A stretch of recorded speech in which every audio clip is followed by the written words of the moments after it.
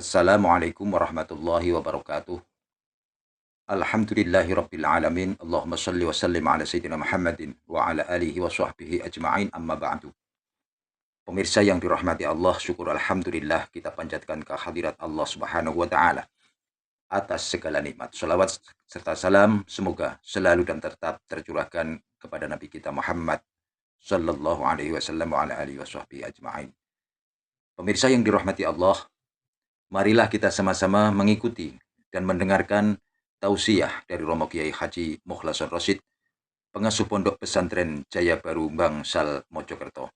Semoga apa yang disampaikan nanti bisa menjadikan tambahan ilmu yang bermanfaat dunia dan akhirat. Amin amin ya rabbal alamin. Untuk malam hari ini kita akan membahas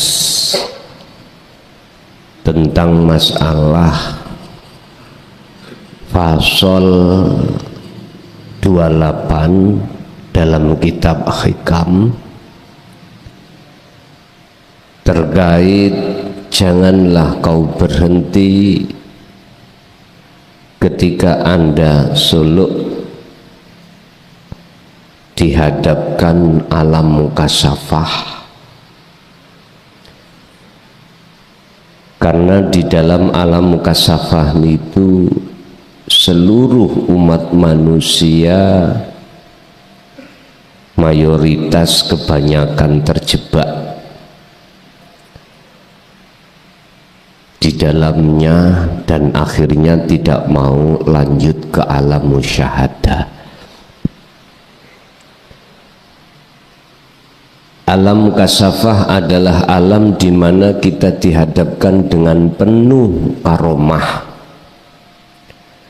penuh dengan kesaktian. Alam di mana terbukanya sir rahasia tentang gaibnya makhluk, baik makhluk yang ada kaitannya dengan malaikah atau makhluk yang ada kaitannya dengan para jin atau makhluk ada kaitannya dengan surga dan neraka atau makhluk yang ada kaitannya dengan para arwah. Bahkan ada juga di situ masalah karomah-karomah yang sangat luar biasa, termasuk diantaranya jenengan dimudahkan Allah dalam hal mencari rizki, dimudahkan oleh Allah dalam hal mengetahui isi daripada maksud hati orang lain. Bahkan di situ Allah membuka rahasia apa yang akan terjadi,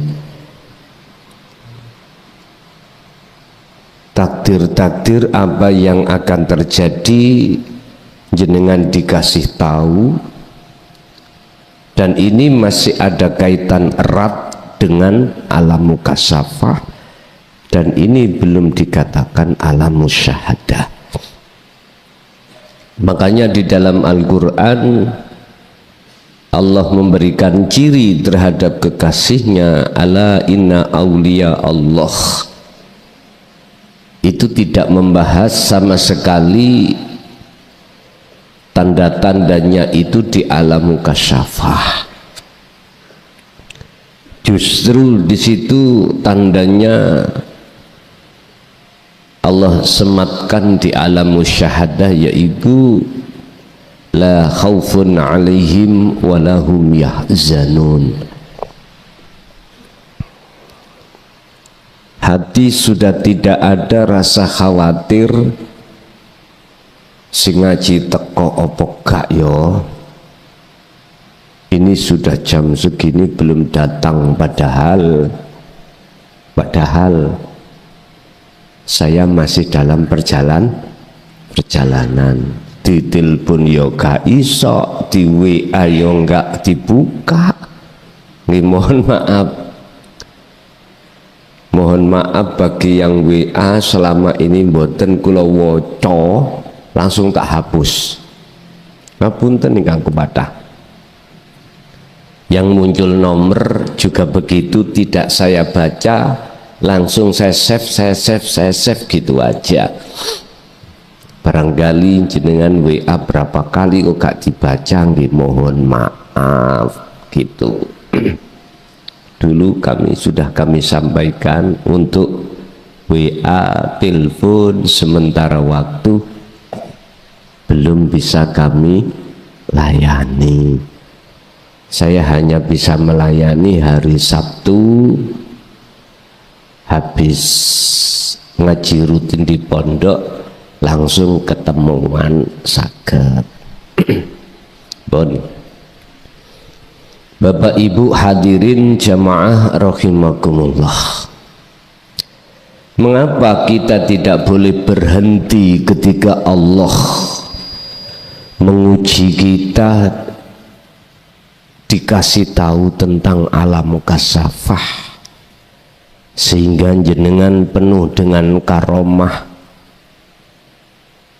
bisotoyul ardi, ngelempit bumi, artinya jalan sak jalan itu sangat cepat, mboten macet kados ngenten niki, ana macet prei. Jadi toyul ardi iku Mojokerto Surabaya itu hanya ditempuh 1 jangkah, Pak. Itu toyul ardi. Niki bentuk karomah yang Allah hadapkan. Jenengan dikasih Allah karomah berbentuk apapun. Ingat, ini bukan tujuan si salik ketika belajar suluk menuju kewusulan Allah, bukan. Oleh sebab itu lewat makalah ini nanti memberikan satu pitutur terhadap kita biar kita tidak berhenti di dalam satu perjalanan tersebut. Padahal walaupun banyak orang yang suka, bicara sak bicara itu Allah kasih kemanden, terkabulkan. Orang sakit dipegang aja langsung sembuh. Bukan itu tujuan kita ngaji babakan ilmu tasawuf niku, bukan itu tujuan kita ketika ilmu sudah kita dapatkan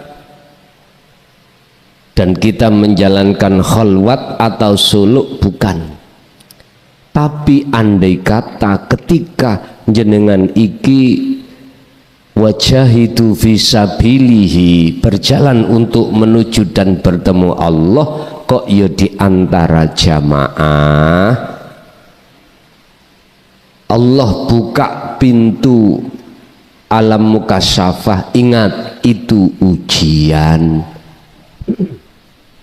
itu ujian.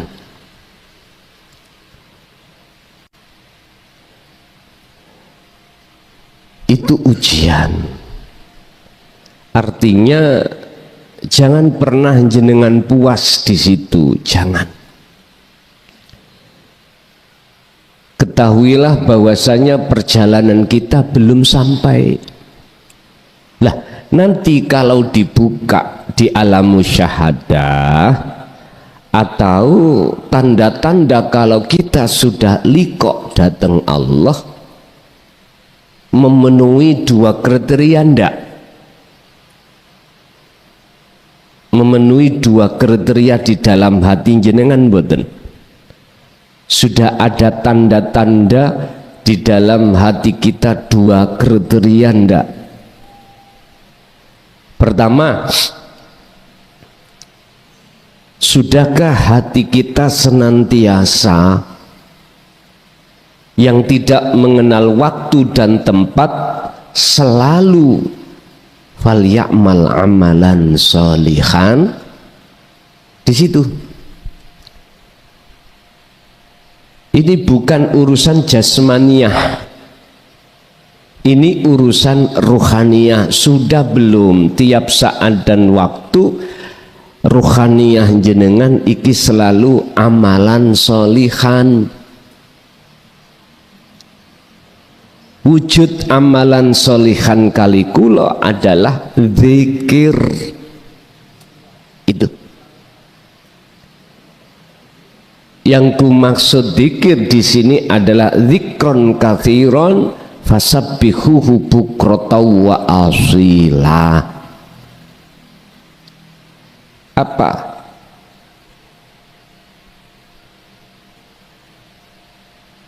Hati jenengan ini ada satu rasa kesadaran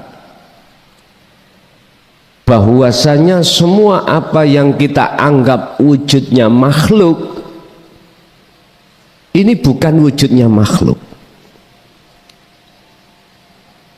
Niki dirasa loh Pak ya, di iman di dalam dada itu apakah sudah ada kriteria ini apa belum? Kalau dalam hati sudah tidak menganggap semua ini wujudnya makhluk, maka secara otomatis dalam hal yang berkehendak, dalam hal yang mengubah keadaan, dalam hal yang beraf'al apapun, pasti bukan makhluk.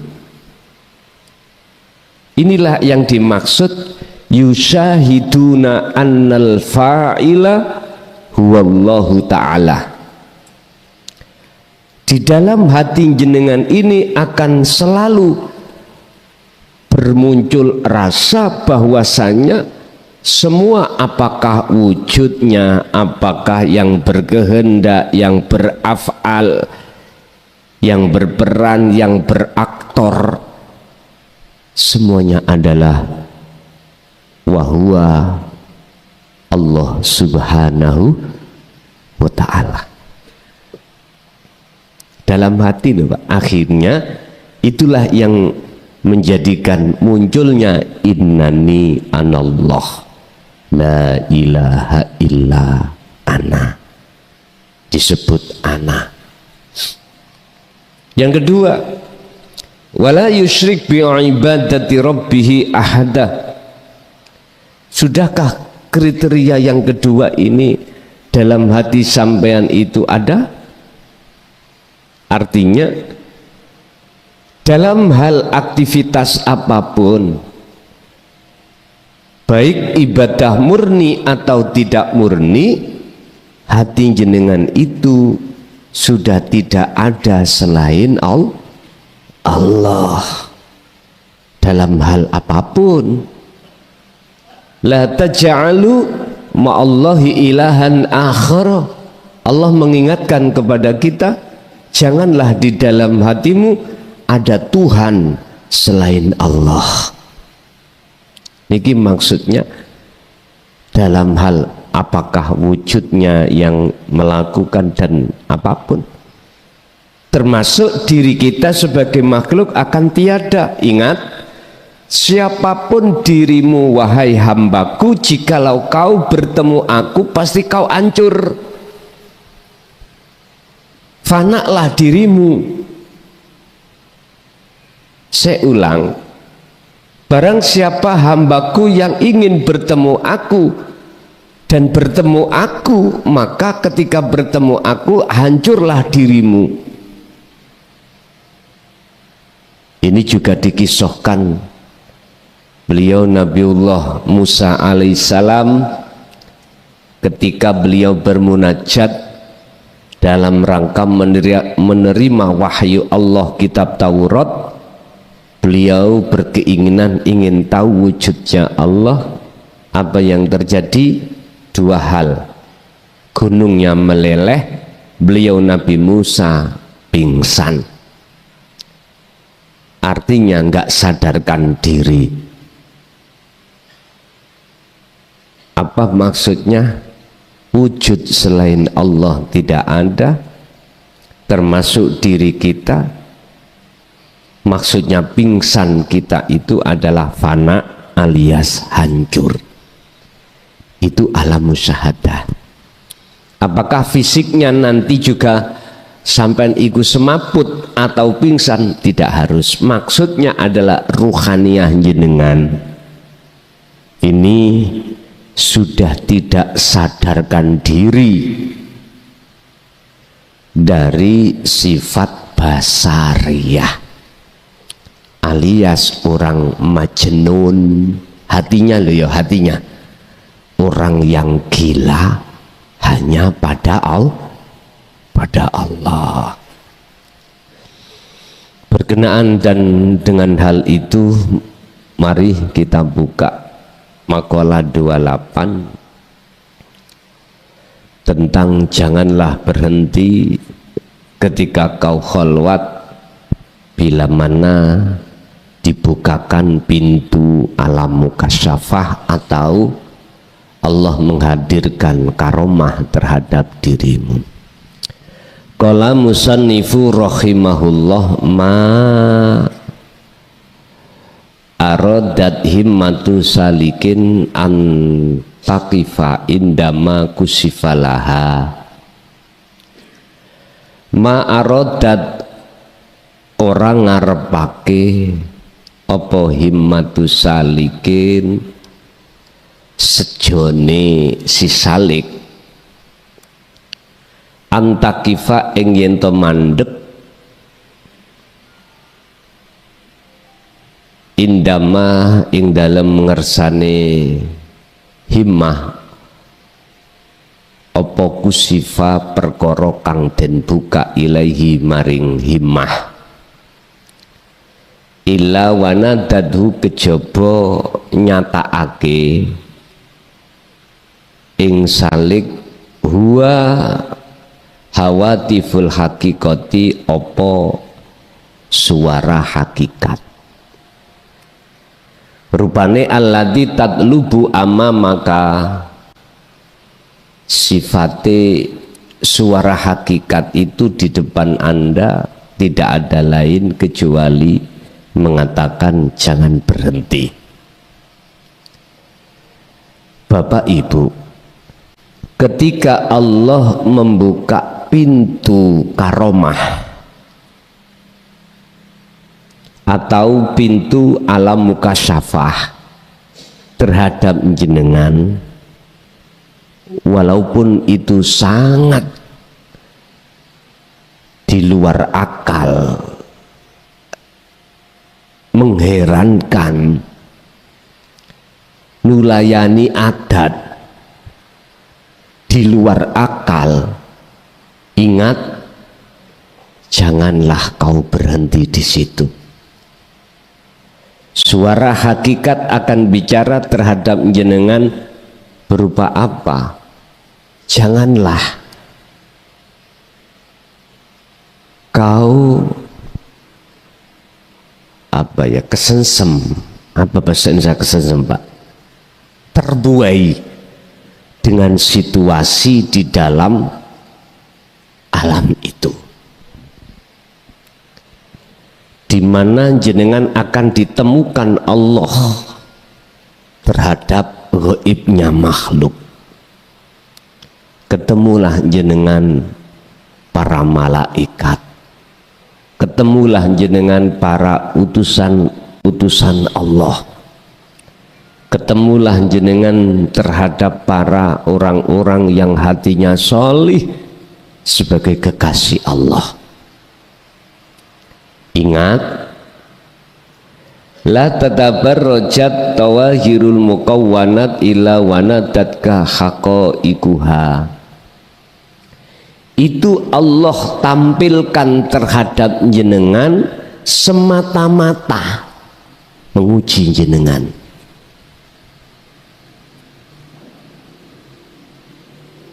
Janganlah kau melihat makhluknya.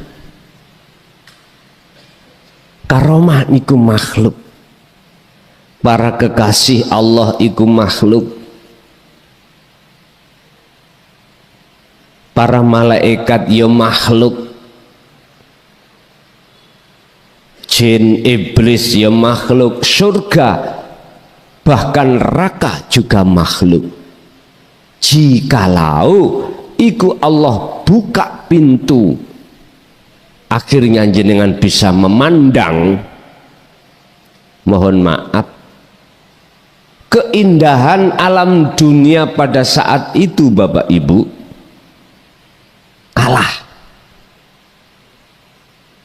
kalah indah. Apalagi jenengan dibuka pintu musyahadah, alam mukhadharah dunia ini indahnya, alam mukasyafah indahnya, semua akan kalah dengan indahnya alam akhirat atau alam musyahadah. Nggak bisa kita bayangkan, nggak bisa kita gambarkan bagaimana, nggak bisa, saking indahnya. Man ro'a, barang siapa melihat alam akhirat, pasti dalam hatinya akan campakkan alam indahnya alam dunia. Barang siapa hatinya melihat alam musyahadah, maka mereka akan mencampakkan indahnya alam mukhadharah dan alam mukasyafah, itu pasti. Makanya jangan puas hanya di alam mukasyafah, jangan puas, karena itu bukan tujuan kita.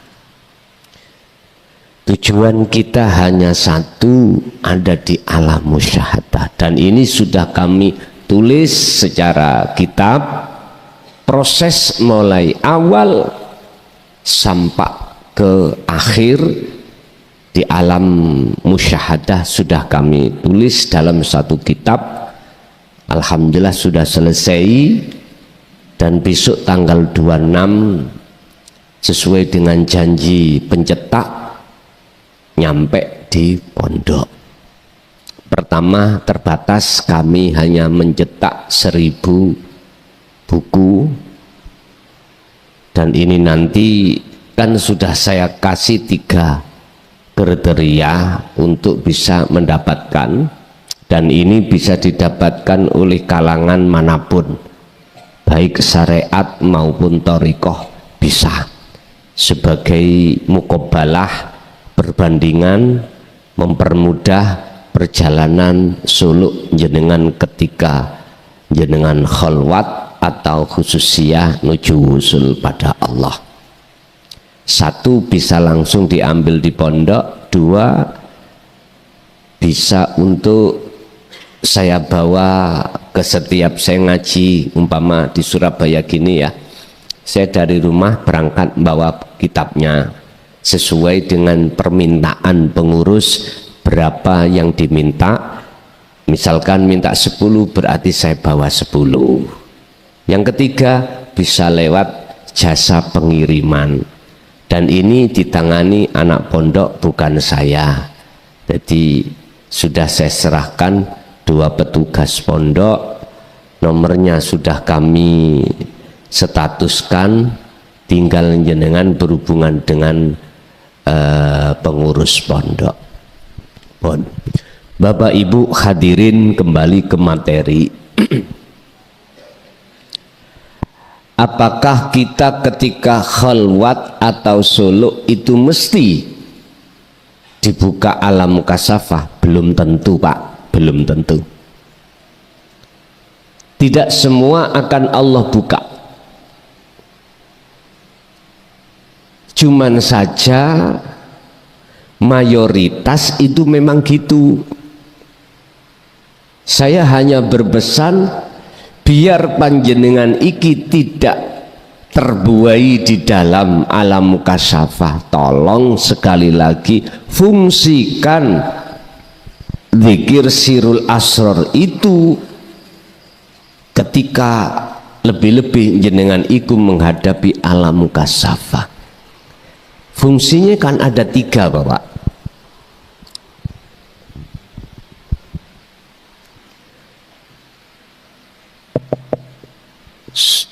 Su'aul basirah,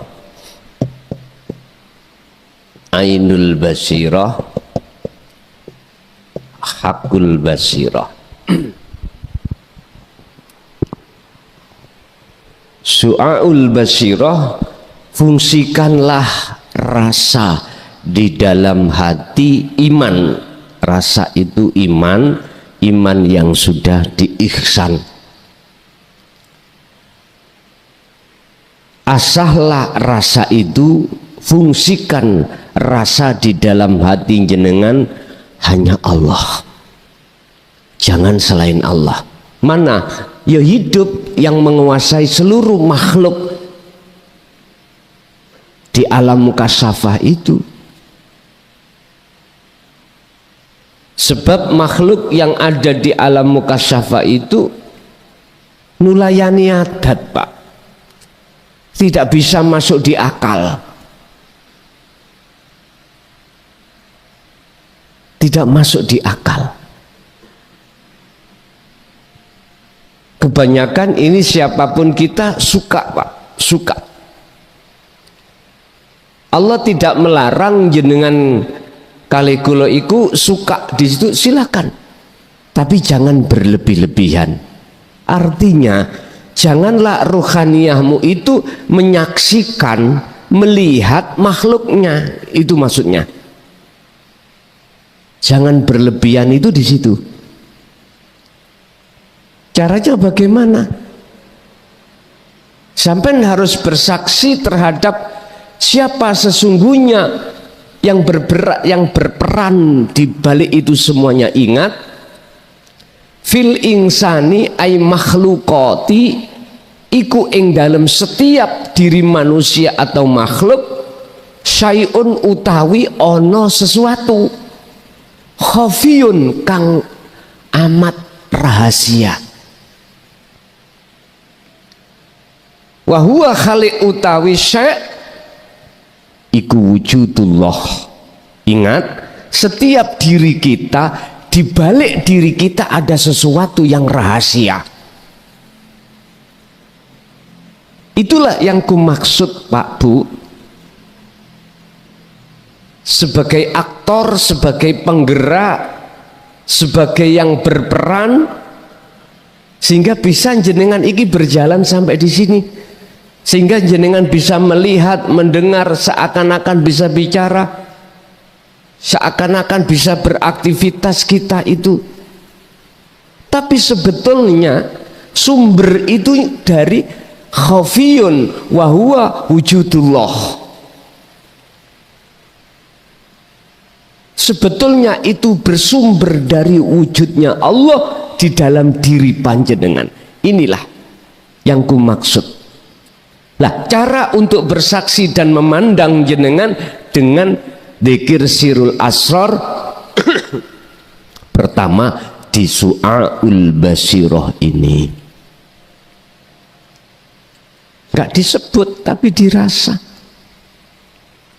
Seiring berjalannya rasa yang ada di dalam hati jenengan, maka Allah akan memperjalankan diri panjenengan di ainul basirah. Kedua, ini berarti sudah dikatakan masuk di dalam alam musyahadah, melihat, bersaksi terhadap yang sesungguhnya.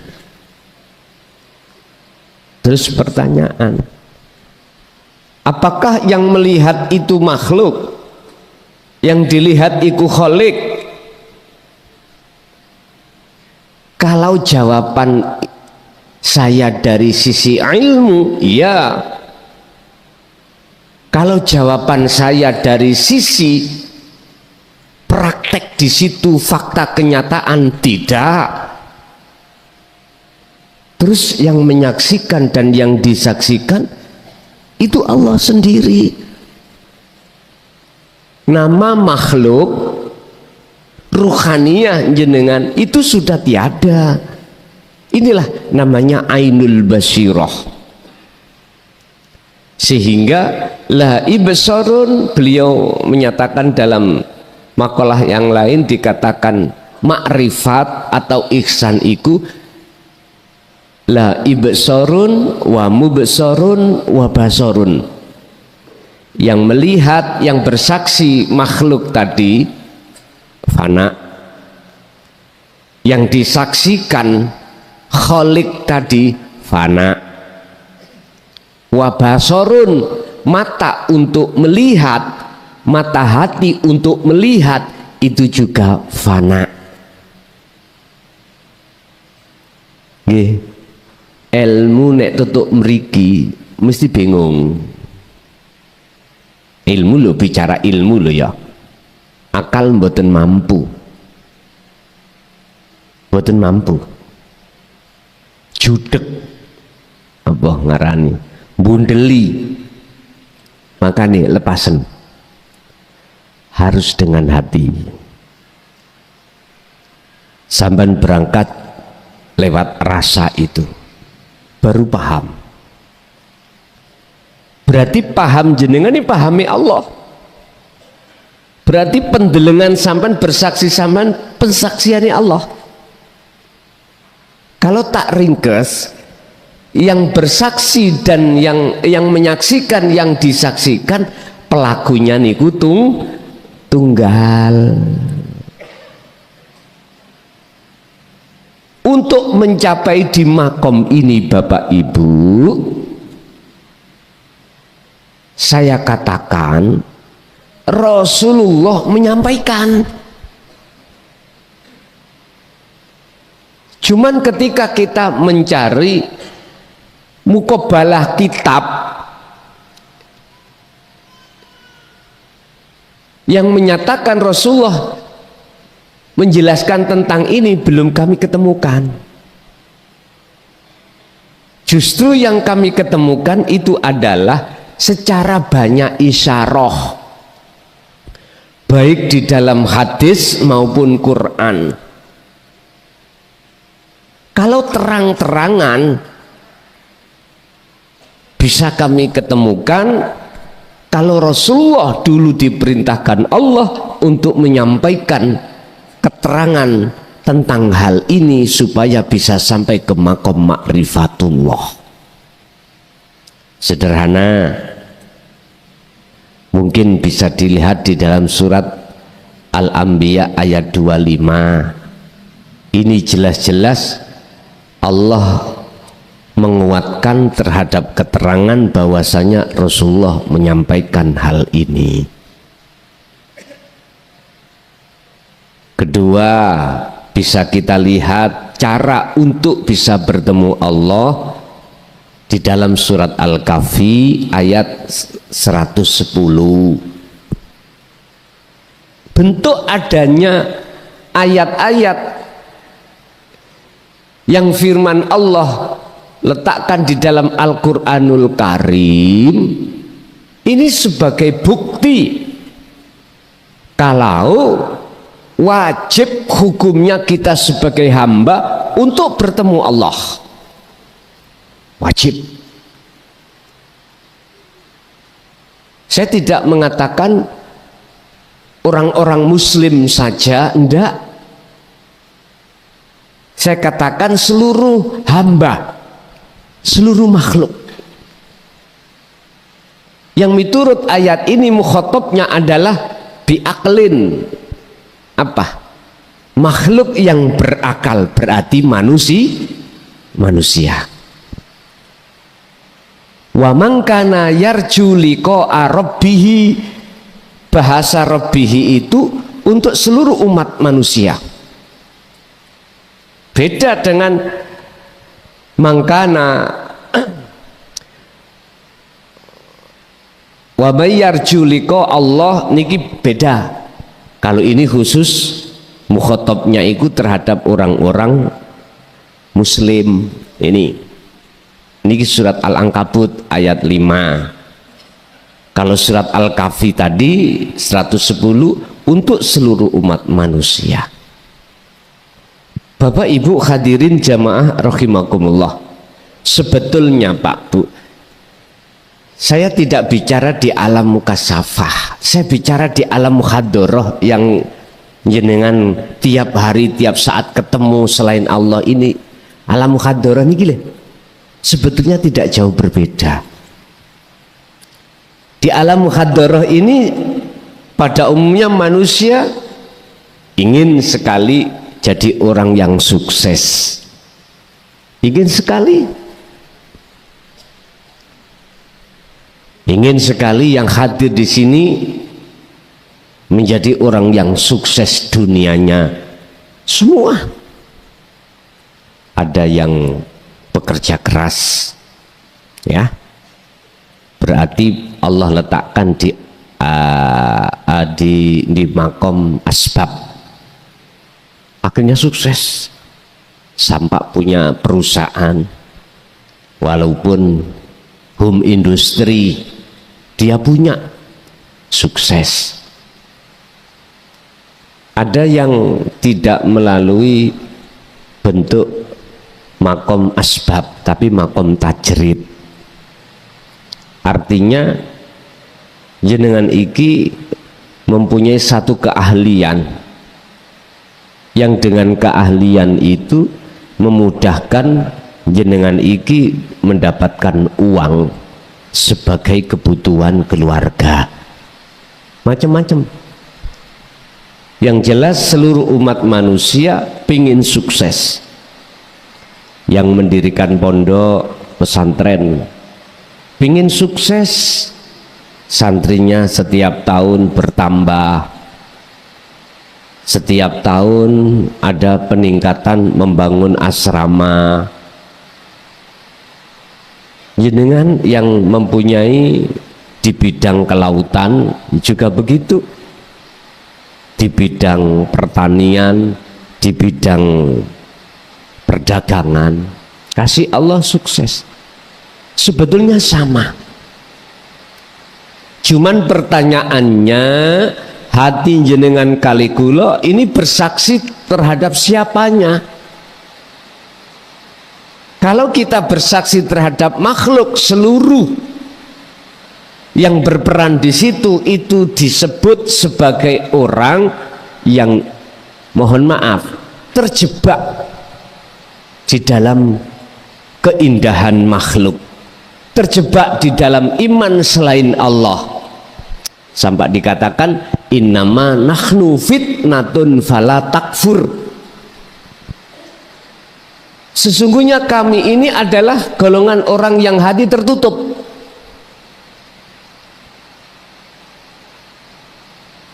Jadi takfur itu tidak saya artikan kufur atau kafir, enggak. Saya artikan hati yang tertutup. Tertutup dengan apa? Makhluknya sendiri. Sehingga syai'un khafiyun, sesuatu yang rahasia di balik itu semuanya jenengan tidak akan pernah tahu kalau itu wujudnya Allah. Akhirnya dalam hati kita selalu ngaku-ngaku kita makhluk yang bisa ini bisa itu, mahir ini mahir itu. Jikalau ini kita biarkan, kata Allah, fi qulubihim maradun fazadahumullahu marada, ini adalah penyakit, tutup ini adalah penyakit. Kalau kita biarkan, tidak akan pernah sembuh, tidak akan pernah pisah penyakit dengan hati kita. Kalau itu tidak pernah sembuh, bahkan bertambah, maka hati kita, Bapak Ibu, setiap saat dan waktu akan selalu buta terhadap Allah. Dan barang siapa ketika saat di dunia mata hatinya buta terhadap Allah, maka di akhirat pun juga buta. Wa adallu sabila, dan kebutaan kita ini bahkan lebih gelap pada saat di akhirat daripada di dunia. Oleh sebab itu Bapak Ibu hadirin, sebelum kita akan menghadiri sesuatu yang pasti terjadi, yaitu kematian, bawalah sana ke dokter penyakitnya hati yang membuat kebutaan hati kepada dokternya. Dokter yang bisa menyembuhkan penyakit dari hati kita hanyalah Allah. Iya Pak, kalau penyakitnya jasmani kita ke Surabaya, bisa cari dokter mana spesialis di bidangnya untuk menyembuhkan hati kita atau menyembuhkan penyakitnya jasad kita. Loh, ini penyakitnya hati, dokternya yang bisa menyembuhkan hanyalah Allah Subhanahu wa ta'ala. Bapak Ibu hadirin jamaah rahimakumullah, berarti kita menghadapi fitnah dua. Pertama, fitnah di dalam alam muhadharah, yaitu bertemu makhluk. Kita dikatakan Allah sebagai hamba yang lepas dari fitnah, lulus dari fitnah, manakala bersaksi kita hanya pada Allah. Makanya mengapa di dalam syahadat itu kita tidak boleh berhenti ketika mengucapkan asyhadu alla ilaha illallah, berhenti asyhadu alla ilaha, nggak boleh, harus sampai illallah. Kita nggak boleh memandang hanya makhluknya saja, nggak boleh. Kita harus sampai pandangan hati kita terhadap Allah. Makhluk kita pandang dengan ainul basyariyah ini sesama makhluk. Allah kita pandang, kita saksikan dengan ainul basirah. Caranya fungsikanlah dzikir sirul asr ini. Inilah cara satu-satunya untuk melatih, menerobos siapa sesungguhnya di balik kita semua ini. Jawabannya cuma satu, wahwa Allah Subhanahu wa ta'ala. Bapak Ibu, ini pesan yang harus panjenengan bawa ketika jenengan menghadapi alam muhadharah dan alam mukasyafah.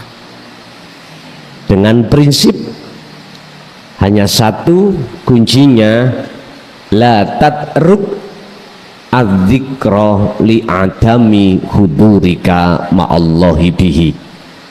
Dzikir sirul asr itu jangan sampai jenengan lepas dari hati jenengan.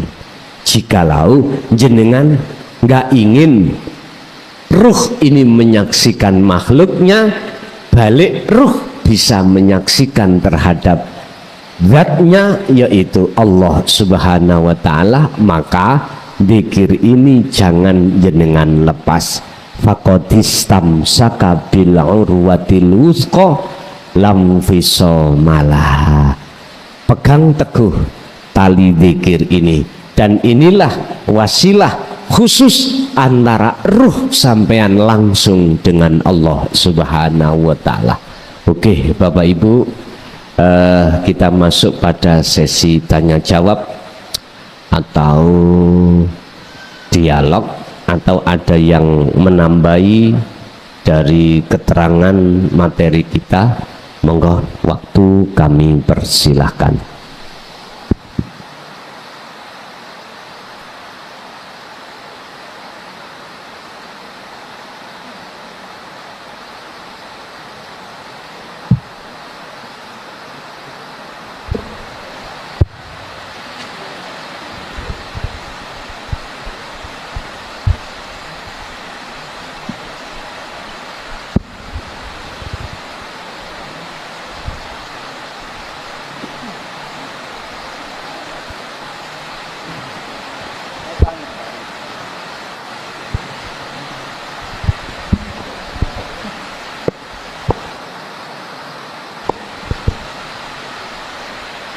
Assalamualaikum warahmatullahi wabarakatuh. Kula beni saking Rangka Gus.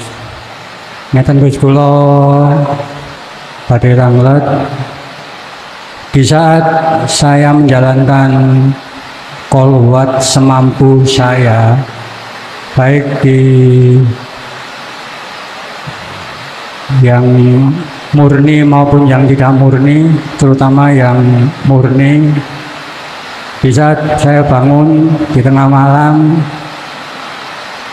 saya melakukan sholat sunnah dulu 2 rakaat.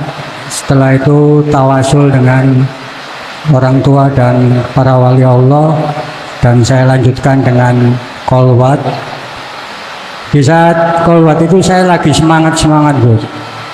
Tapi di saat perjalanan pertengahan kolwat, tiba-tiba saya bisa bersandar di tembok, seolah-olah kayak itu tidur.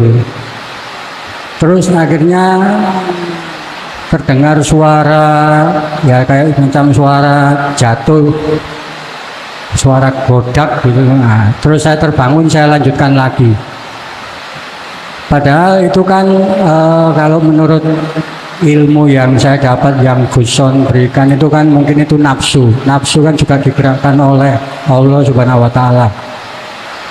Terus saya lanjutkan lagi dengan semampu saya.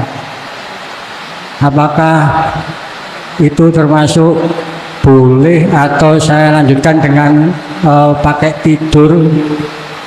Semampu saya itu gimana Gus? Mohon pencerahannya. Yang pertama itu. Yang kedua, Allah Subhanahu wa Ta'ala menciptakan manusia di muka bumi ini kan dengan kondisi yang sempurna. Dan Allah itu juga terkenal dengan segala mahanya, maha segala-galanya. Tapi kenapa di saat seorang wanita atau ibu yang melahirkan seorang bayi itu mesti kok kayak ada cacat atau gimana, cacat fisik jasmaninya, padahal manusia diciptakan dengan sempurna. Itu hakikatnya gimana Gus? Bahkan di hadis Kanjeng Nabi ada, kalau bayi yang baru lahir itu kondisinya sempurna, meski masih fitrah, meskipun itu dari kalangan Majusi maupun kalangan lain. Mohon penjelasannya Gus. Pun itu aja. Assalamualaikum warahmatullahi wabarakatuh. Waalaikumsalam warahmatullahi wabarakatuh. Ya ayyuhalladzina amanu dzkurullaha qiyaman wa qu'udan wa ala junubihim. Surat Ali Imran ayat 191 berkenaan dengan kholwat. Fungsi kholwat, visi dan misi kholwat adalah menghilangkan kebutaan hati terhadap Allah, menuju terang benderang terhadap Allah, membersihkan, meninggalkan semua wujud makhluk untuk menuju wujud yang sebenarnya wujud, yaitu Allah. Sebab kita manusia awalnya itu tidak ada, olehnya ada sebab diadakan oleh yang ada, sehingga kita seakan-akan punya sifat ada. Padahal sifat ada, wujud itu hanya milik Allah. Jikalau kau ingin betul-betul tahu sebetulnya mana yang wujud, kembalilah ke asal kita. Tidak wujud asal kita. jalan untuk menuju ke situ sudah kami terangkan dengan komplit di dalam kitab awal. Caranya bagaimana, dengan bahasa yang menurut kami sangat mudah, bahasa Indonesia. Juga hujahnya dari Quran, dan juga kami tulis dengan bahasa Arab yang suka dengan bahasa Arab. Sebab kemarin itu Pak ya, ketika sudah kami tulis dalam satu buku dengan tulisan tangan, ditolak Pak. Ditolak oleh Menkumham, harus berupa file. Padahal maksud kami ini sudah jadi bukunya, saya kirimkan biar dipelajari, nanti dikasih izin apa enggak. Tapi sistemnya tidak seperti itu Pak. Harus ditulis, diketik lagi. Mboten berupa buku ngeten iki. Ketikan ning komputer. Ya Allah Pak, lagi niki kula niki ngetik ning komputer, belajar mulai lagi niki dengan bahasa Arab susah banget menurut kula lho, mboten nate ya nih. Jadi yo lama banget kuliah. Bila mana di situ nanti banyak salah ketik, wong namanya sih belajar ngetik, ya tolong dibetulkan kalau menemukan kesalahan itu. Sebab manusia siapapun pasti suatu saat ada satu kesalahan. Ya mohon dibetulkan. Bila mana salah titik, ya ditambahin, nek kurang titik ya tambah ono titik. Kalau kelebihan titik ya kurang ono titik. Tapi kami pun berupaya untuk semaksimal mungkin di situ. Akhirnya di situ. Akhirnya diproses, sampun di Menkumham sudah dikasih izin, izinnya sudah turun, berarti sudah dikoreksi, berarti layak untuk dibuat belajar, layak. Bapak Ibu, ketika jenengan khalwat di situ kok terputus, apakah boleh kami lanjutkan kembali? Pak Bu, sesuai dengan surah Ali Imran ayat 191 boleh, bahkan dengan cara apapun boleh jenengan. Berdirikah monggo, dengan duduk model bagaimana monggo, bahkan dengan berbaring pun boleh, silahkan. Lah tujuan khalwat atau suluk adalah hati sampean meninggalkan perkara selain Allah dan untuk bertemu Allah. Lah ketika jenengan sudah sampai pada tujuan kita kembali ke asal, berarti kita kan tidak ada Pak, nanti akhirnya tidak ada. Lah disitulah yang ada hanyalah yang ada, hanya Allah Subhanahu wa ta'ala. Makanya inilah yang disebut tauhid la ilaha illa ana. Hanya ada yang ada cuman ana. Maksudnya ana Allah. Masih wallah, perkara selain Allah ketika saat itu di zona itu, detik-detik itu jenengan sudah tidak ada. Yang ada cuman aku Allah. Ini kalau dikatakan sudah jenengan iki kembali ke asal. Ini pernah Allah tawarkan terhadap beliau Nabiullah Adam alaihissalam ketika Nabi Adam itu melanggar aturan Allah, memakan buah khuldi, akhirnya diusir Allah dari surga ke dunia. Ketika saat di dunia ditawari oleh Allah, Adam mau kembali ke negeri asalmu, jenengan kali kula ditawari Allah mau kembali ke asalmu. Nabiullah Adam jawab, nggih, tapi ono syarate, fatalaqqa Adamu mir rabbih kalimatin fataba alaih. Nabi Adam wajib menerima kalimat. Yang dimaksud kalimat ini adalah wahyu. Inilah pengajaran terhadap hati kita, bagaimana caranya miturut wahyu itu kita kembali ke asal. Itu namanya wahyu kalimat. Bagaimana cara ruhaniyah kita ini kembali ke asal. Asalnya fitrah, ya kembali ke fitrah.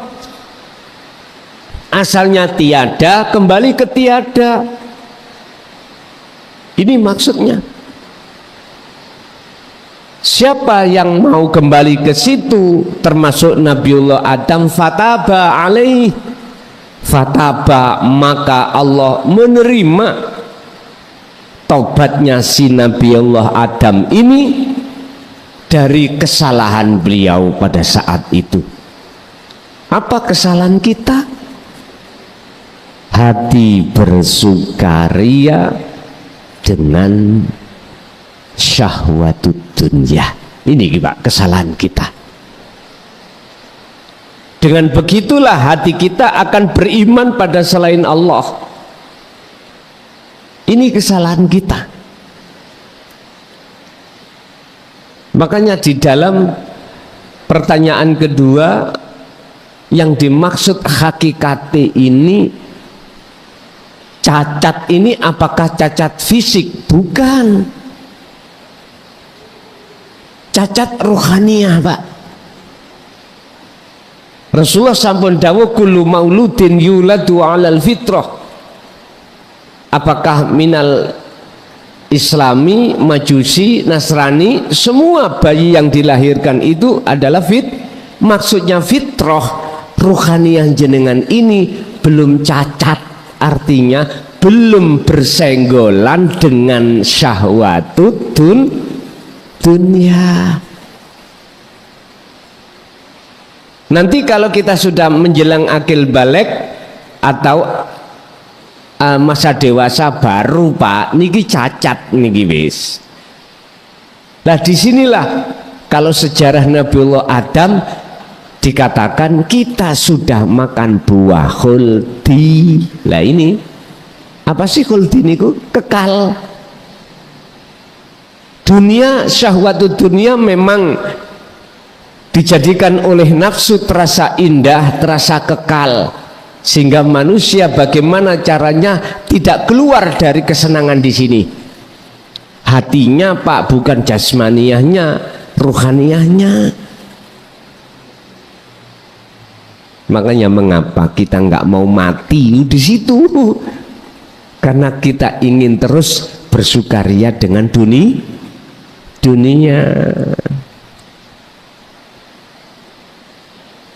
Padahal kematian itu suatu kejadian yang mesti terjadi, dan itu awal sebagai kehidupan perjalanan jenengan datang Allah.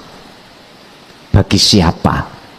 Bagi mereka yang ketika saat di dunia belum membahas tentang kehidupan. Lah niki perjalanan kehidupan. Siapa mereka yang dikatakan sebagai orang yang belum membahas tentang perjalanan kehidupan? Mereka yang belum mendapatkan kalimat atau wahyu. Hati siapapun kita dikatakan yang belum menjalankan perjalanan kehidupan menuju dan bertemu Allah adalah kita yang belum mendapatkan kalimat. Makanya kita terus diarahkan nafsu untuk tidak tinggalkan al-hayat dunia. Apalagi kita yang golongan baru sukses dunianya, wis.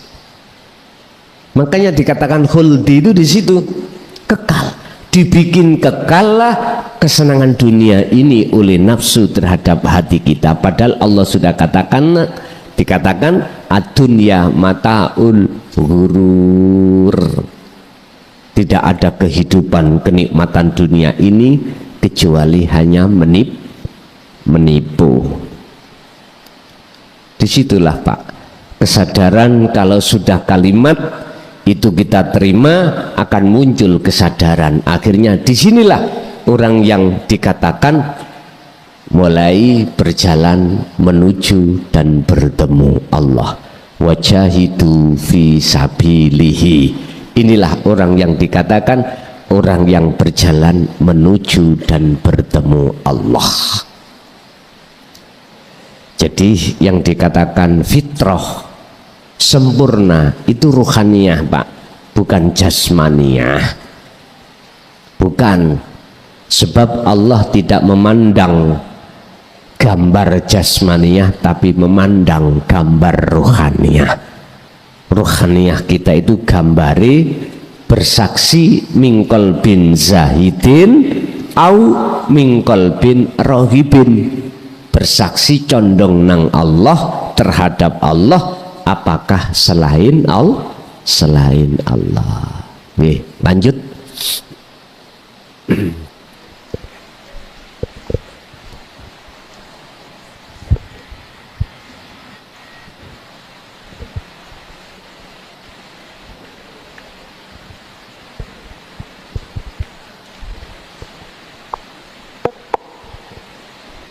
Perempuan sebentar dulu,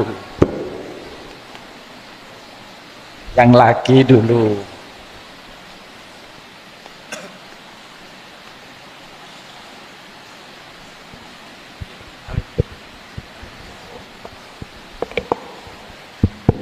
Cek.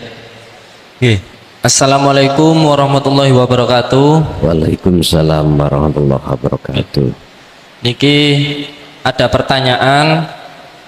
Yang pertama, semisal kita sudah dilihatkan alam mukasyafah, apakah kita lanjut atau memperdalami atau berhenti atau biasa saja gitu? Soalnya kayak orang-orang kayak gitu, orang-orang teman saya gitu, itu katanya disuruh memperdalami gitu. Terus yang kedua, untuk zikir asror, sirur asror, itu mohon maaf saya belum tahu. Jadi saya ingin tahu untuk zikir asror itu tadi. Nggih. Sampun? Nggih, sampun. Nggih. Ketika Allah bukakan pintu mukasyafah, apakah kita memperdalami di situ atau biasa-biasa saja? Miturut makalah yang kita bahas di dalam kitab Hikam ini fasol 28,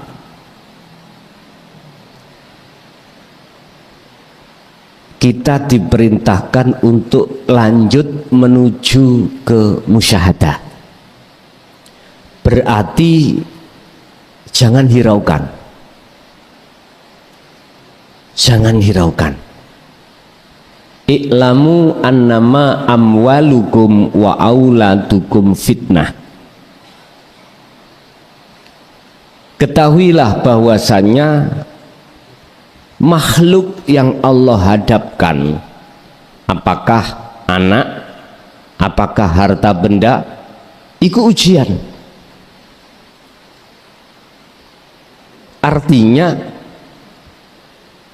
di belakang layar inilah yang harus jenengan temui.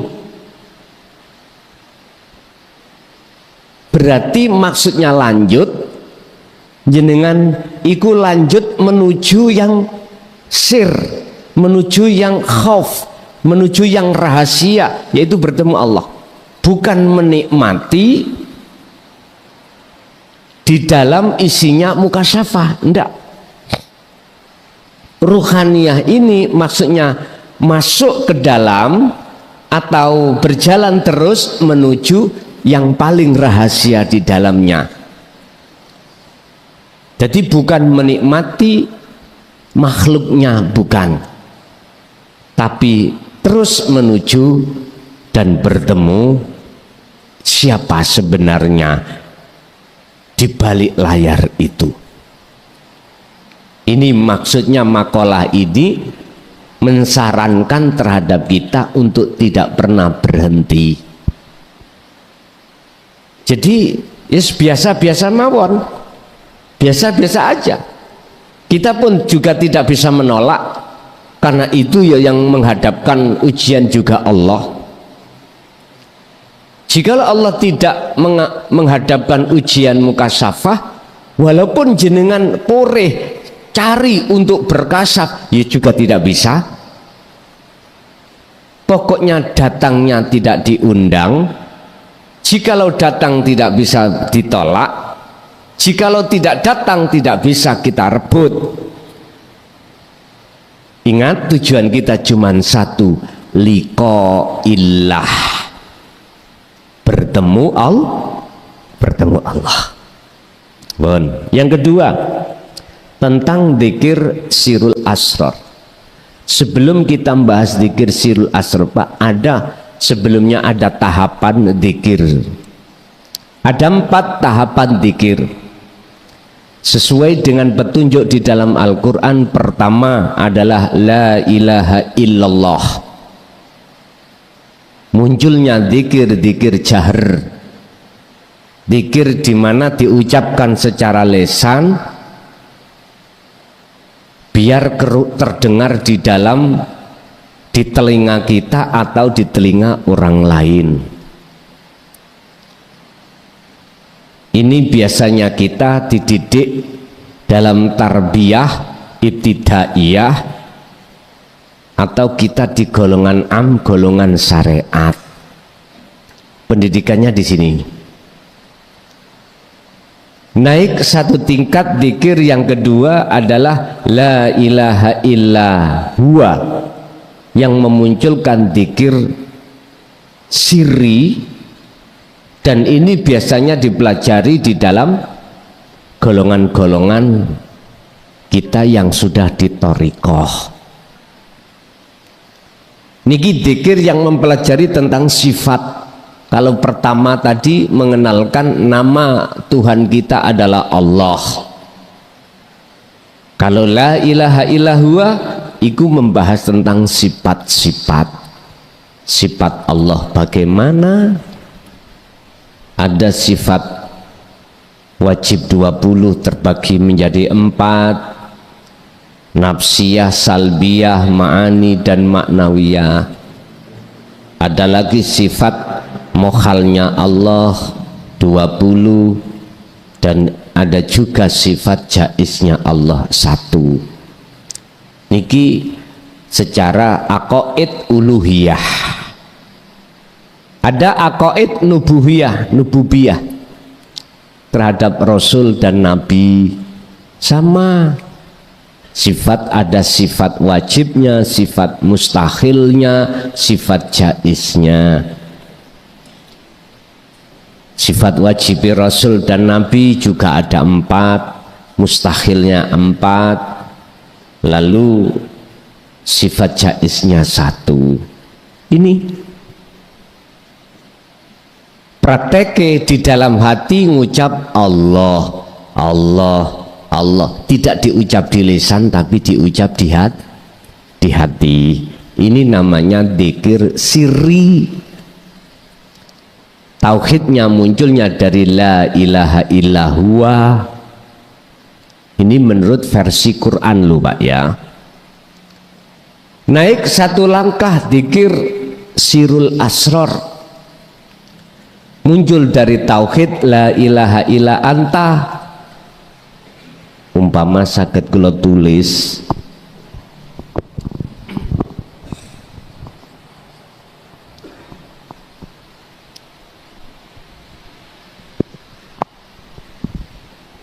pertama la ilaha illallah, kedua huwa, ketiga anta, keempat ana. Niki tingkatan-tingkatan Pak. Syariah, thariqah, hakikat, makrifat. La ilaha illa anta sudah tidak huwa, kalau huwa dia, kalau dia Allah masih terasa jauh. Sekarang kita bicara anta, zikir yang tidak diucap nama Allah baik di lisan maupun di hati.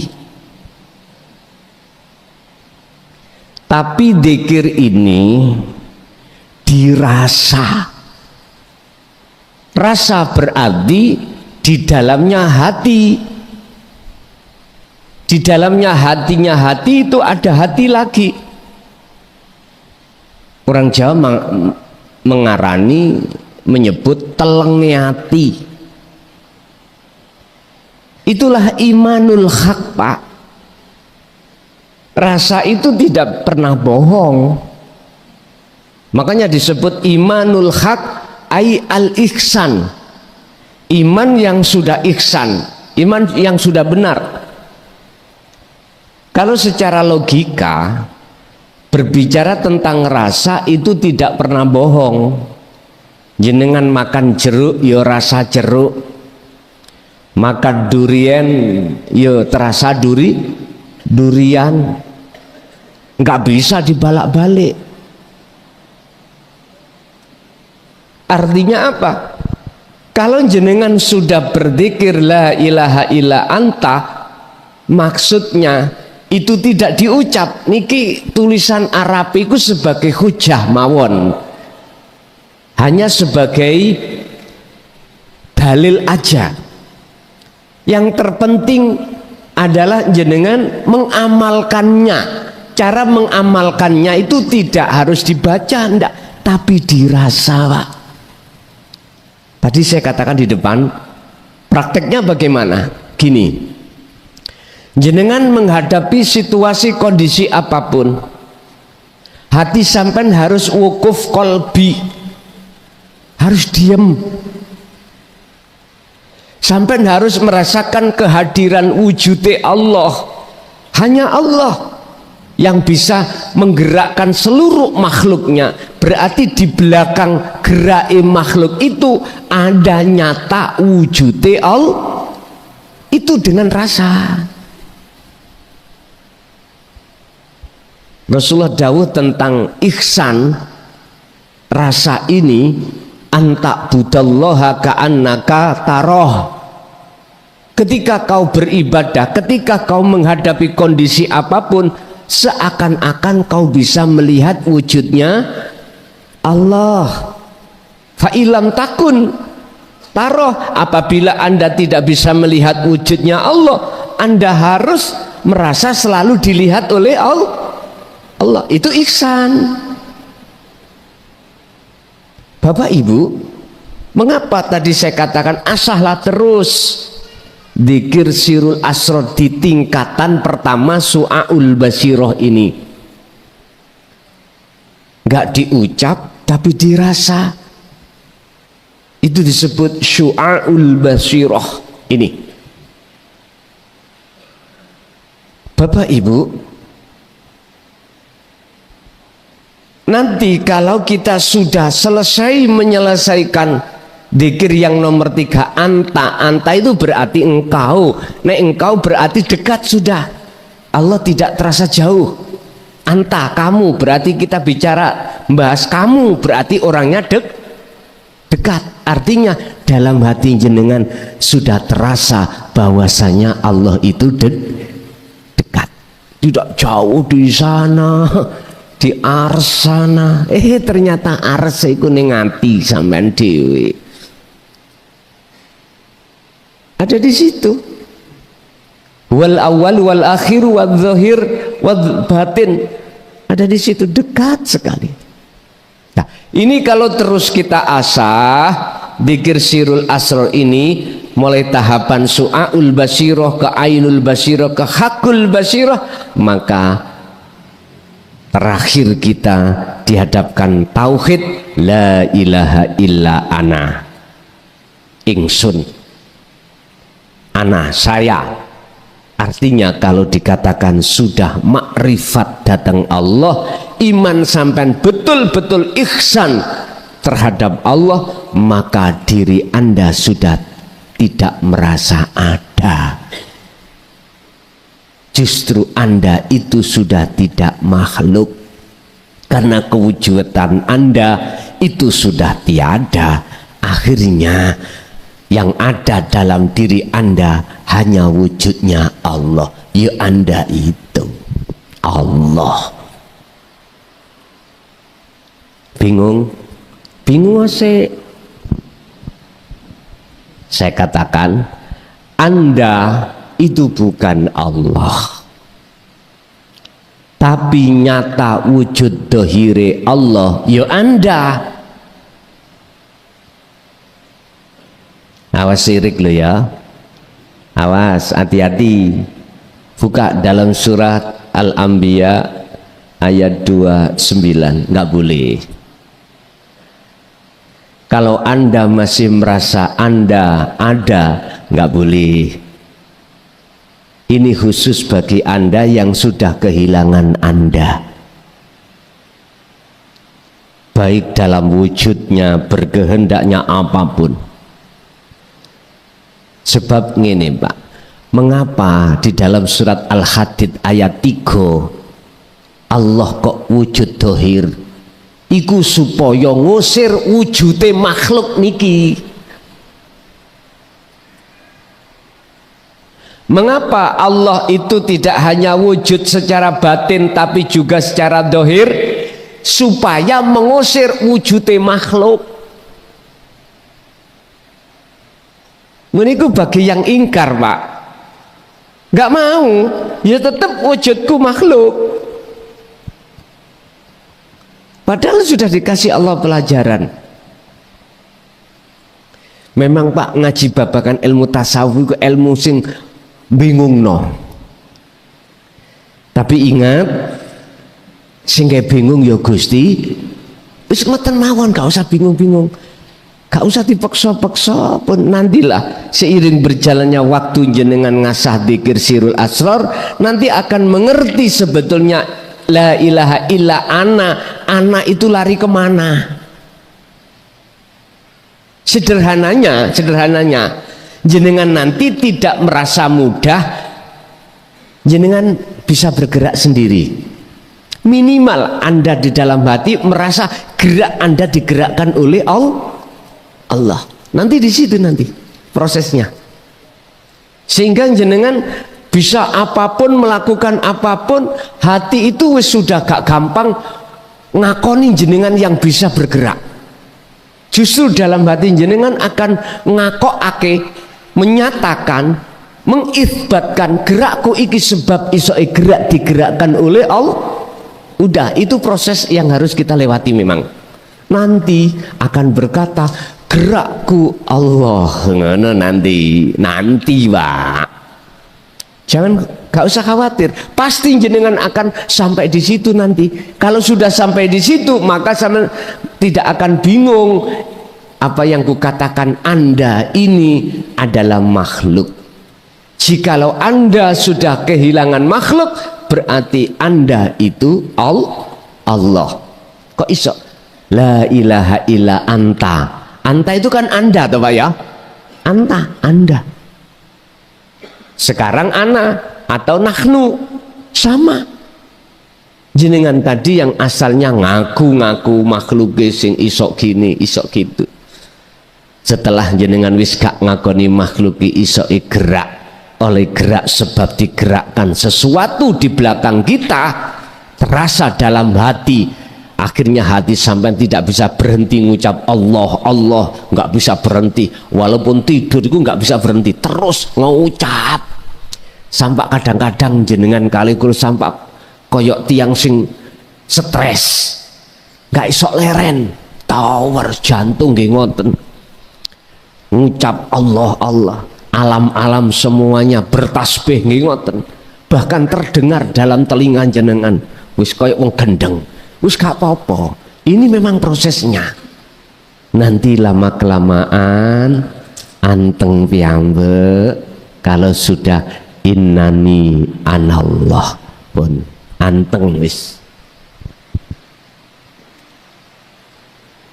Jadi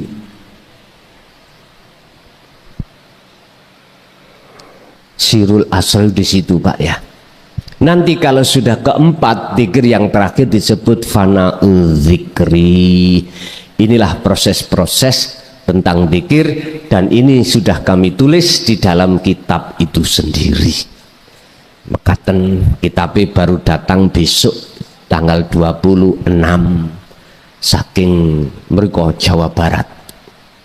Kok tebih masalahnya secara syar'i saya hanya percaya kepada pencetak itu kalau itu hatinya sudah duduk di dinu tauhid, baru kami percaya. Secara syariat saya ngati-ngati gitu Pak.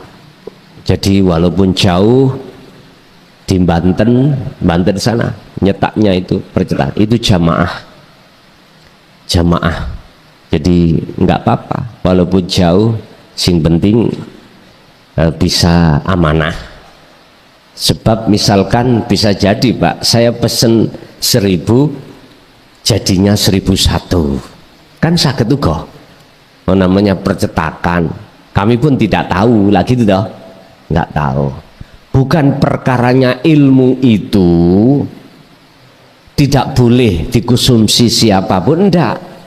Khawatir saya ada udang di balik batu, itulah sehingga mengapa walaupun jauh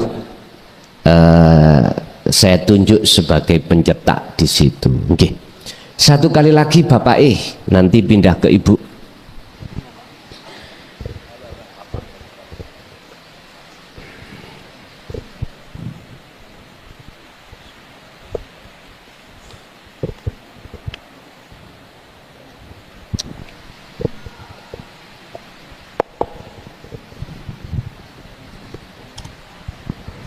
Radang.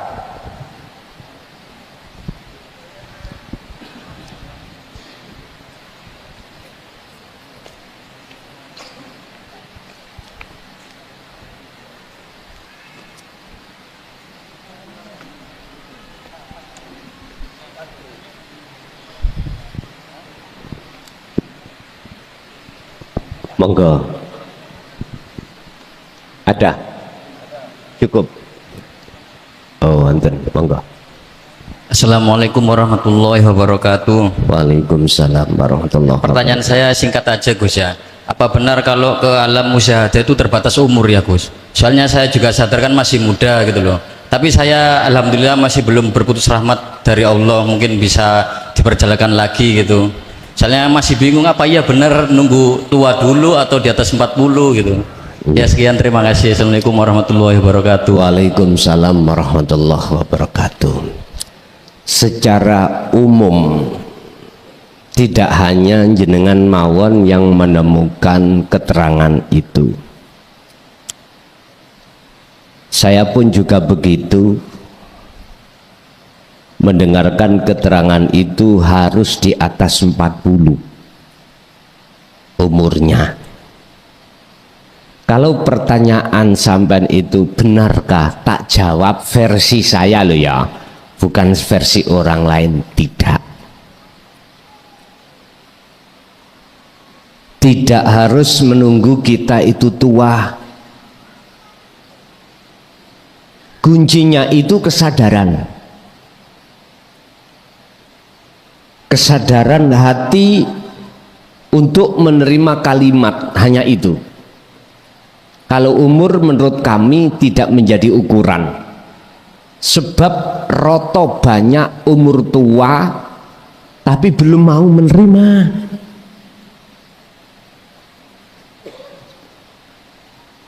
S2. Padahal kalimat itu setiap saat dan waktu Allah pampangkan. Hidayah itu setiap saat dan waktu selalu Allah pampangkan di dalam ayat-ayat yang bersifatkan kauniyah ataupun Qur'aniyah. Nah, di belakang dua ayat ini ada tersirat ayat yang sangat rahasia. Apa kauniyah? Ya alam ini, Pak. Qur'aniyah yang tertulis. Di balik semua maksud itu ada yang tersirat. Ini yang jarang orang mau terima. Inilah yang ku maksud kalimatin wahyu Allah.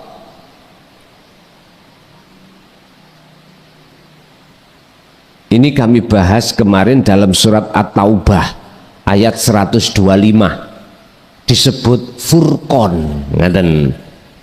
Disebut Furqan, tidak menyebut ayat yang tersirat, mboten menyebut Furqan.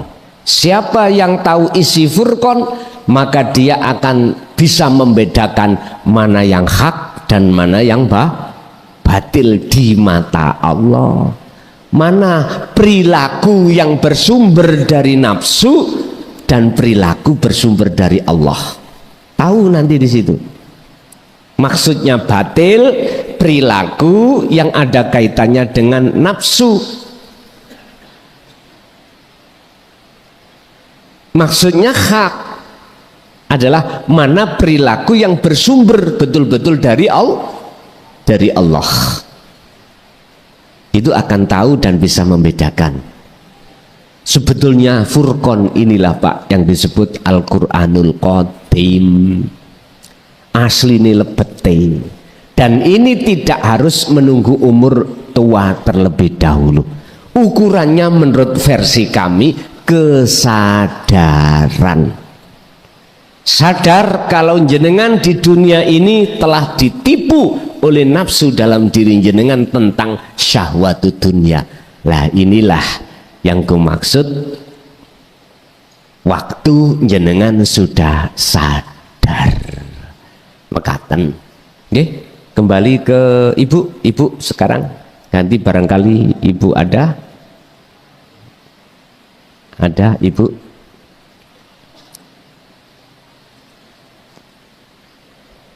Ibu nggak ada? Coba kita kasih kesempatan ibu, barangkali ada.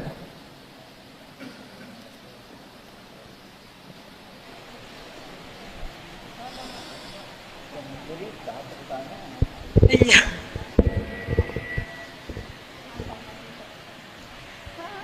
Assalamualaikum warahmatullahi wabarakatuh. Waalaikumsalam warahmatullahi wabarakatuh.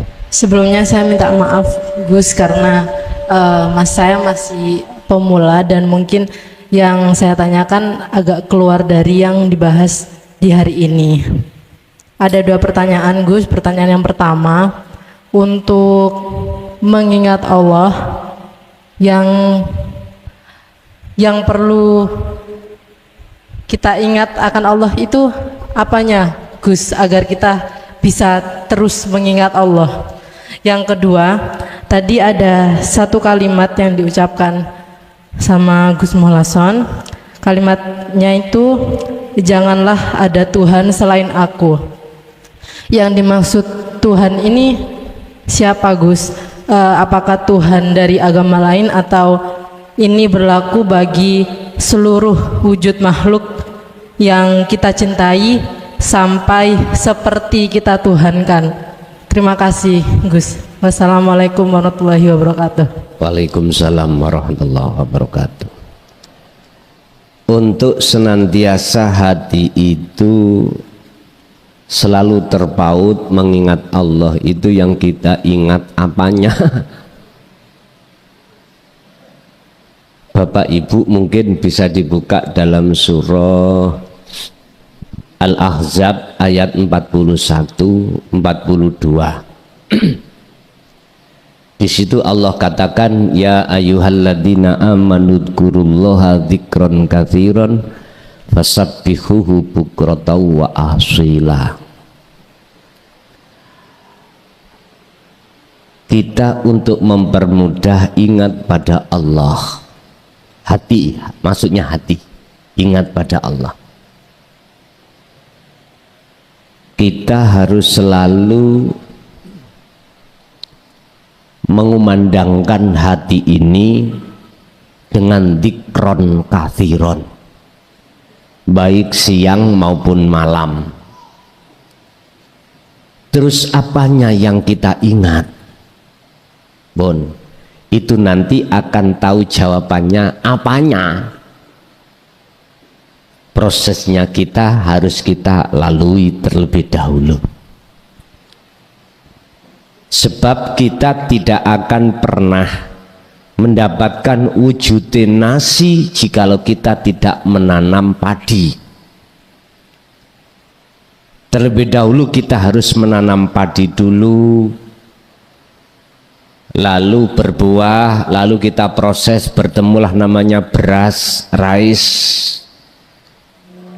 Lalu ada proses memasak kita, barulah di situ nanti akan bertemu namanya nasi. Artinya kita lewat nama, lewat sifat, lewat zatnya, itu proses yang harus kita lewati. Sehingga mengapa kita dibimbing di dalam hukum syariat tauhid la ilaha illallah, tariqah la ilaha illallah, hakikat la ilaha illa anta, sampailah la ilaha illa ana. Akhirnya kalau sudah sampai ke ana, walaupun zikirnya Allah, itu tetap ana maksudnya. Walaupun zikirnya la ilaha illallah, tetap ana. Walaupun anta, tetap ana. Itu nantinya ada di situ. Menurut surat Al-Ahzab tadi Bu, baik siang maupun malam, sebagai proses hati kita harus berzikir sir dulu, mengucapkan dalam hati setiap napas keluar dan masuk, Allahu Allahu Allah. Ini sebagai latihan, proses yang harus kita lalui. Nanti sirul asr ditanamkan di dalam zikir sir. Tidak cukup hati kita mengucapkan Allahu Allah, tapi di dalamnya hati rasa harus bangun menyertai zikir siri tadi. Terus lah, barulah di sini nanti jenengan akan tahu kalau ingat yang diingat itu apanya, sesuai dengan kelas kita masing-masing. Kalau kita di kelas syariat, dikiri yo nama, kita sebut Allah di lisan. Di thariqah sifat apa? Sifat kekuasaannya, sifat menggerakkannya dan lain sebagainya. Kalau hakikat berarti anta, ya sudah, tinggal rasa kemauan yang berjalan. Barulah pada akhirnya sejatine dzikir, sak temene dzikir itu adalah kesadaran di dalam diri kita, hati kita, bahwasanya kita makhluk itu la maujudan, tidak wujud. Nantinya di situ. Makanya disebut fana'ud dzikri di situ. Kefanaan seluruh perkara selain Allah. Kalau sudah teng mriku man nyaman jenengan. Gitu? Man nyaman. Inilah yang dimaksud ala bidzikrillahi tatmainul qulub. Nggih, lanjut Ibu, masih ada? Assalamualaikum warahmatullahi wabarakatuh. Waalaikumsalam warahmatullahi wabarakatuh. Dengan pertanyaan ingat niku wau Gus. Ingat kok dikasih rasa ingat. Rasa-rasanya lama-lama kok hilang ingatane Gus. Terus pundi niku diarani hilang ingatane tapi diberi kesadaran, dijalankan syariat, seakan-akan niku wau kemana-mana gak ingat, dibilang gak ingat tapi nggak dikasih rasa ingat, karena dia maha baik dan maha menolak keburukan Gus. Jadi antara ingat gak ingat nggih yang ada rasane niku wau kok nggih enak-enak mawon ingatan niku Gus, walaupun hilang ingatan nggih. Assalamualaikum warahmatullahi wabarakatuh. Waalaikumsalam warahmatullahi wabarakatuh. Ini pertanyaan Ibu yang pertama tadi, masih ada satu lagi tadi, mohon maaf lupa. La taj'al ma'allahi ilahan akhar. Maksud ayat itu tidak boleh ada Tuhan selain Allah. Bagaimana? Mana sih maksudnya? Bon, ini berbicara tentang iman, Pak. Sampeyan di sini mesti ada iman sing ngaji iki mukhlason.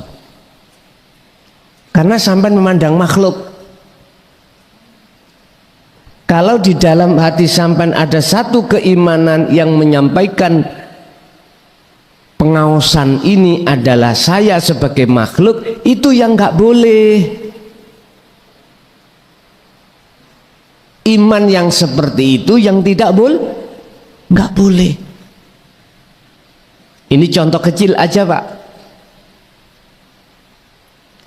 Sebab di dalam Al-Quran sudah saya gali 30 juz menemukan 11 ayat yang mengatakan bahwasanya malakum dzarra wala naf'an, selain Allah itu tidak bisa memberikan manfaat atau mencegah mudarat, nggak bisa.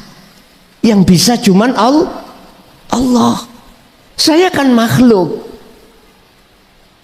bisa apa? Kan sudah jelas Rasulullah menyampaikan di dalam hadis sahihnya, la haula wala quwata illa billah. Allah juga nyatakan di dalam ayatnya, wallahu khalaqakum wa ma ta'malun. Inilah yang dimaksud la taj'al ma'allahi ilahan akhar. Jangan ada iman di dalam hati sampean selain Allah. Mana makhluk tadi? Beriman yang bisa memberikan tausiah adalah makhluk yang statusnya sebagai apapun, guru ataupun teman ataupun, nggak boleh. Hati loh Pak ya, hati yang ku maksud. Jangan ada iman yang iman itu mengimani kepada makhluk yang bisa memberikan hidayah, yang bisa memberikan petunjuk, yang bisa apapun mendatangkan manfaat. Allah sudah katakan, kalau nggak salah di dalam surat Al-Qasas, innaka, sesungguhnya kaum Muhammad, niki langsung Rasulullah loh ya, langsung Rasulullah yang kita anggap sebagai makhluk yang termulia lah gitu toh di sisi Allah, yang kita anggap sebagai seorang makhluk figur yang maksum. Mohon maaf, saya tidak bermaksud untuk menyudutkan selama ini apa yang kita fahami, enggak. Saya cuman belajar untuk memberikan pencerahan di dalam ayat itu. Innaka, sesungguhnya kaum Muhammad ikulah tahdiman ahbabta, tidak bisa memberikan petunjuk hidayah sekalipun orang dekatmu. Niki Rasulullah, kamu khotobnya adalah Rasulullah secara muhakamah, secara syariat tafsirnya. Kalau secara mutasabiyah seluruh makhluk. Lah, terus siapa yang memberikan petunjuk? Yang bisa mendatangkan manfaat hidayah? Walakinnallaha yahdi may yasha. Akan tetapi yang bisa memberikan petunjuk hanyalah Allah terhadap hamba yang dikehendaki. Artinya apa, Pak? Sederhananya gini, jikalau di belakang, di luar, di dalam, di kiri, di kanan, di atas, di bawah, yang tanpa mengenal waktu dan tempat pada diri saya, jikalau tidak ada Allah, nggak mungkin coro lesanku ini bisa gacor. Tahu gacor, Pak? Nggak akan pernah bisa. Itu mandangnya sampean harus dengan ainul basirah, Bu, bukan ainul basariyah. Kalau ainul basariyah nanti kelihatan yang wujud itu makhluknya, klason. Kebanyakan itu gini, Pak, ketika jenengan iki memandang dengan mata dohir, imannya itu mudun ke mata hati, berbentuk rasa iman, jenengan iki beriman yang menyampaikan itu makhluk. Kebanyakan ngoten. Dari mana datangnya lintah? Dari sawah turun ke kali. Dari mana datangnya iman atau cinta? Dari mata turun ke hati. Jangan begitu. Jenengan harus memilah antara hak dengan yang batil. Hak berarti makhluk saya ini, batil mohon maaf, batil adalah saya makhluk ini, hak adalah Allah. Di belakang layar ini tolong hati sampean harus memandang dan bersaksi terhadap Allahnya. Inilah yang dimaksud la taj'al ma'allah ilahan akhar.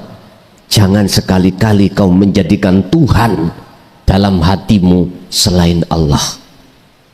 Berarti ketika jenengan beriman yang menyampaikan, hati jenengan beriman kalau klason iki yang menyampaikan, berarti jenengan telah mencari Tuhan sakliyane Gusti. Wis, hukumin apa niku? Ya bunayya la tusyrik billah inna syirka la zulmun azim. Ini miturut sudut pandang kacamata hakikat, bukan syariat. Kalau syariat ya jelas makhluk. Kita harus pilah-pilah itu. Itu maksudnya, Bu. Nah, berikutnya masalah ingat, hilangnya ingat akhirnya malah nyaman. Memang betul, kita pertama diperintah untuk berzikir, iling nang Allah. Kalau sudah dikatakan dzikron kathiron, sebetul-betulnya ingat, jenengan gak merasa ingat, wong jenengan wis gak ono kok. Bagaimana mungkin sesuatu yang fana itu bisa melihat yang wujud? Gak mungkin. Bagaimana mungkin sesuatu yang tidak ada itu bisa melihat, bisa ingat pada yang ada? Gak bisa. Inilah yang disebut pelakunya tunggal itu di situ. Yang bisa melihat yang ada, yang adalah sendiri.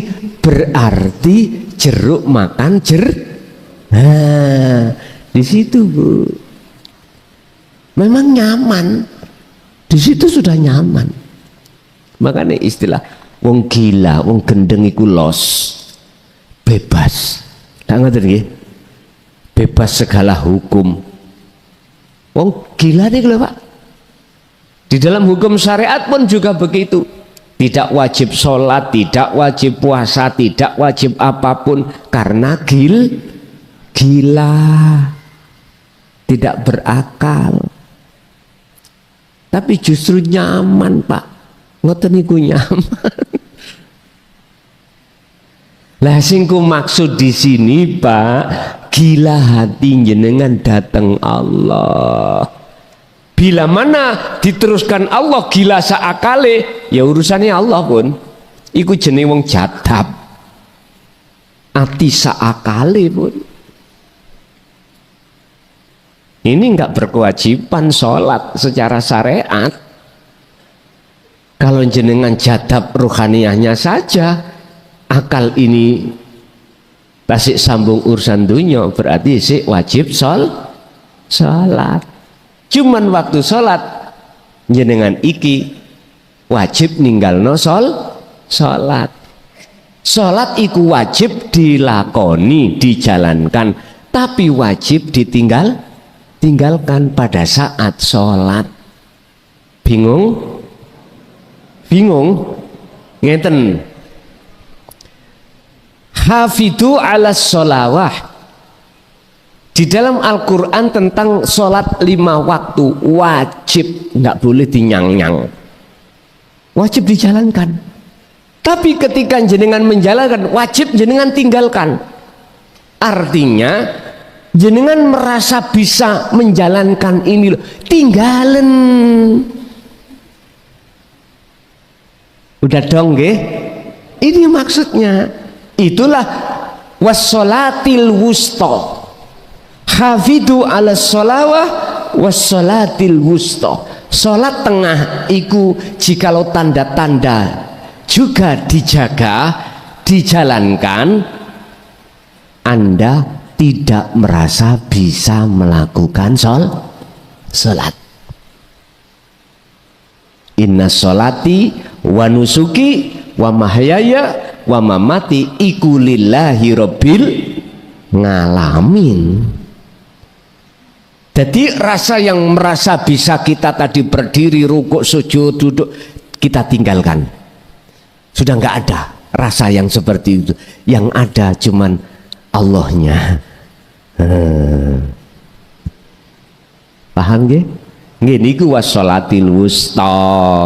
Setelah itu baru dikatakan waqumu lillahi qanitin ay khosyiin. Barulah di situ akan menemukan sholat yang khusyuk itu di situ. Baru. Kalau tidak wassolatil wusta sampai pegang, tidak bisa Pak.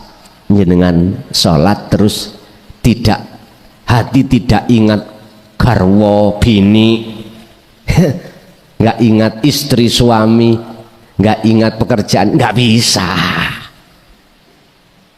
Tetap kita, hati kita akan teringat pada selain Allah, kecuali wassolatil wusta. Sampai buka lah dalam Al-Baqarah 238. Di situ tidak ada tanda wakof antara kalimah sholawat dengan al-wusta, nggak ada pemutus. Hafidhu ala sholawah wassolatil wusta. Bahkan di situ ada penyambung wawu ataf ya, antara sholat 5 waktu dengan sholat, antara sholat syariat dengan sholat hakikat, antara sholat jasmaniyah dengan sholat ruhaninya, nggak bisa dipisahkan. Nggak ada tanda-tanda huruf pemisah, justru penyambung ada. Al-Baqarah 238 di situ. Mungkin saya pelajari beli. Ini jadi leres Bu, hilang ingatnya, justru disitulah yang ingat dia sendiri. Pun itulah man nyaman maksud saya tadi. Nek wis ana teng mriku ya Allah, masyota walaupun lah istri kita ngowel-ngowel, nggak masuk di dalam hati. Ya dah, melebu kanan keluar kiri terus gitu. Nggak akan mempengaruhi hati jenengan untuk ikut marah-marah. Mboten. Nggih. Satu kali lagi Ibu. Kalau masih ada.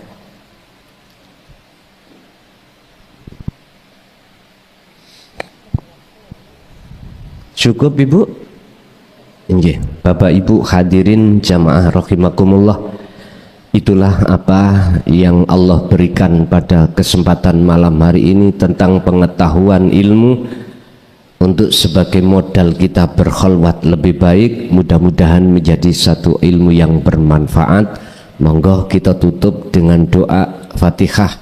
Semoga semua apa yang Allah hadapkan terhadap kita, anak-anak kita, keluarga kita, betul-betul Allah menariknya dalam hidayahnya. Lahumul Fatihah.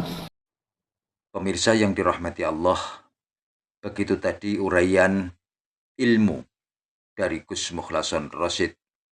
Semoga apa yang diuraikan dan didauhkan tadi bisa menjadikan tambahan ilmu bagi kita semua, yang akhirnya ilmu tadi bisa kita amalkan dan amal kita akan bisa menjadi sempurna. Demikian dari kami, kurang lebih mohon maaf. Wassalamualaikum warahmatullahi wabarakatuh.